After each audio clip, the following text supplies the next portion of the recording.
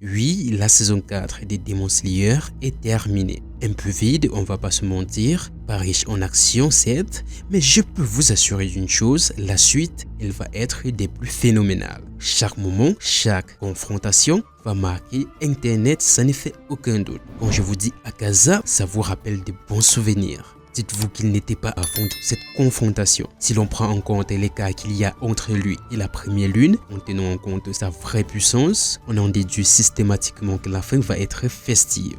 Pour ceux qui ont lu les scans, vous savez de quoi je parle. Si vous avez cliqué sur cette vidéo, cela voudrait dire que vous vous demandez quand est-ce qu'il y aura cette suite, cette 5e saison. Eh bien, il n'y en aura pas. En fait, on n'a aucune information. Par contre, on a une annonce officielle qui avait d'ailleurs fuité. Après le dernier épisode, ils ont confirmé qu'il y aura bel et bien 3 films qui vont parachever l'histoire. Je ne sais pas vous, mais moi, je trouve ça inintéressant de prendre par la suite une saison 5 qui n'est qu'une fusion des 3 films. Certes, le film Train de l'infini a été totalement réadapté en série, à la différence qu'il y avait encore des chapitres exploitables pour faire une seconde partie toute neuve. Là, il n'y en aura pas. Tout simplement parce que le 3e film marquera la fin de Muzan et après cela, le manga est terminé.